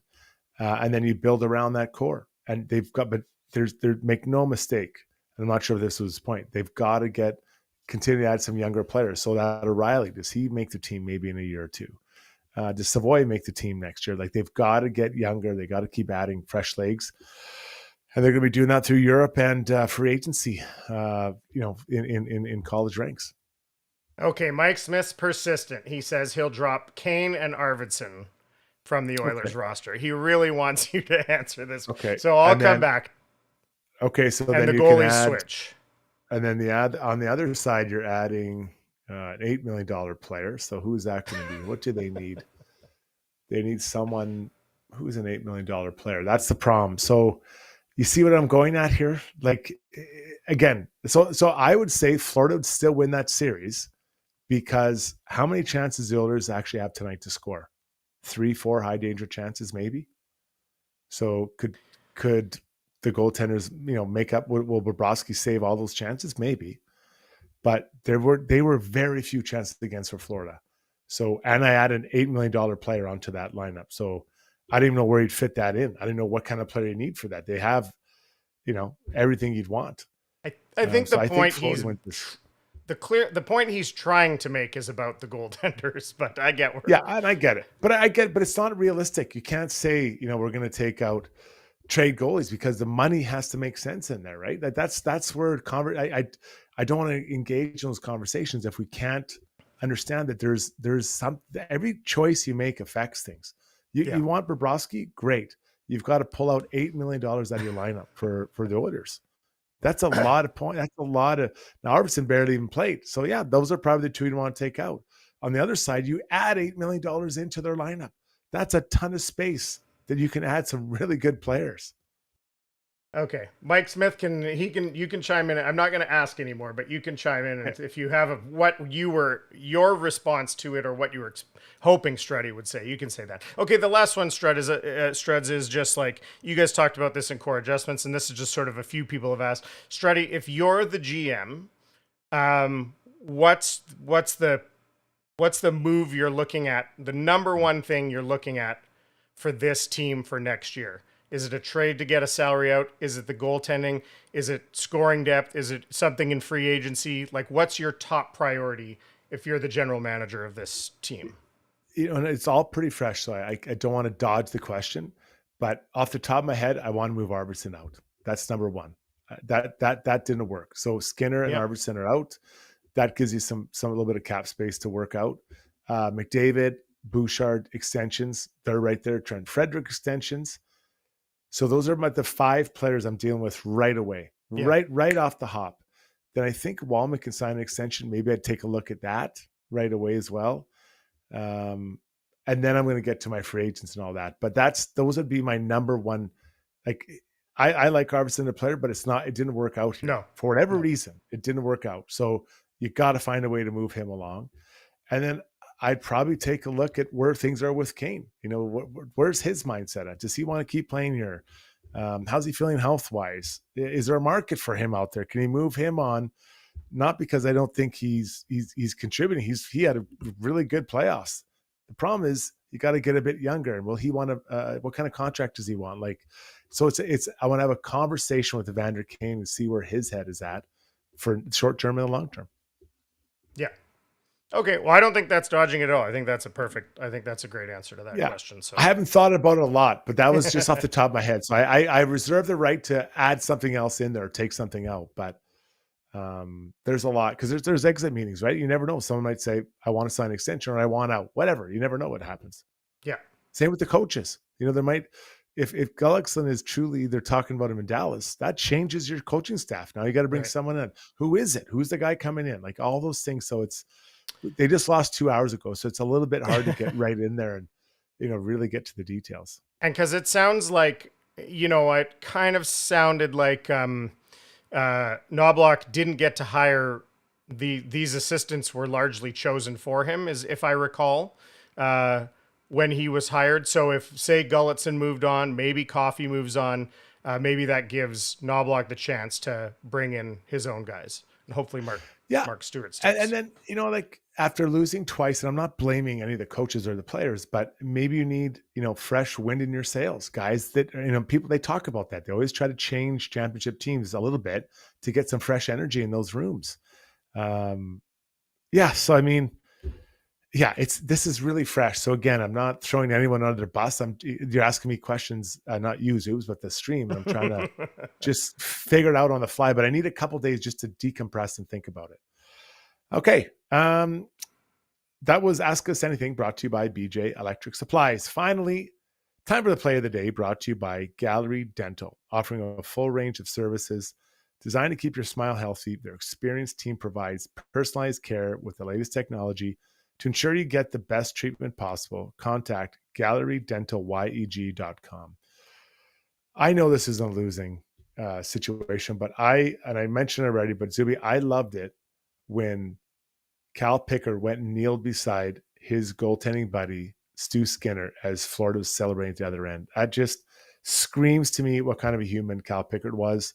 I know the Oilers lost, but he was standing there right with his buddies taking bullets. So 2 claps in a move for Cal Pickard. Yeah, definitely. And I thought that was, Stu just said something, might have even been in postgame tonight, or I can't remember when I heard him say it, talking about, and obviously I can relate to this, that a goalie, it's different. It's an individual, the most individual position in a team sport. And sometimes it can feel lonely, especially if you're not having a great game and you're standing out there all by yourself, as I did in my men's league last night. So not quite the same stakes, but I understand the feeling. So I think that's like the goalie union brotherhood of Cal Pickard going over there and saying, you're not alone. I'm here with you. And it was a nice moment. No, 100%. All right, everybody. That's it for tonight. The Oilers lose 4-2 in the Stanley Cup Finals. Second year in a row. Incredible journey. Thanks for joining us here on this journey. We've still got many podcasts to come. We've got Strudwick World tomorrow at 12. I will have Rob Brown join us and Jamie McLennan. And then we'll have some pods as the weeks go on here as we work our way towards the draft, free agency, and then finally the summer where we can all actually go outside and work on our yards. Zuby, any final thoughts here? Nope. No.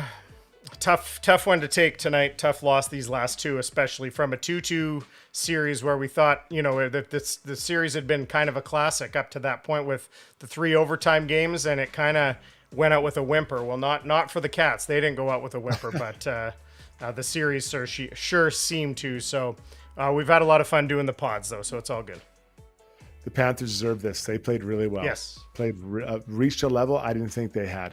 Really impressive. All right. So on behalf of Zuby, Brownie, Rishaug, myself, and all of our friends here, the sponsors, thanks for listening.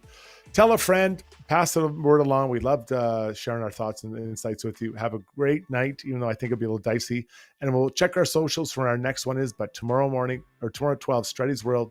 Then I'm guessing either Wednesday or Thursday night, another one for Got Your Back. Have a great night, everybody. Take care.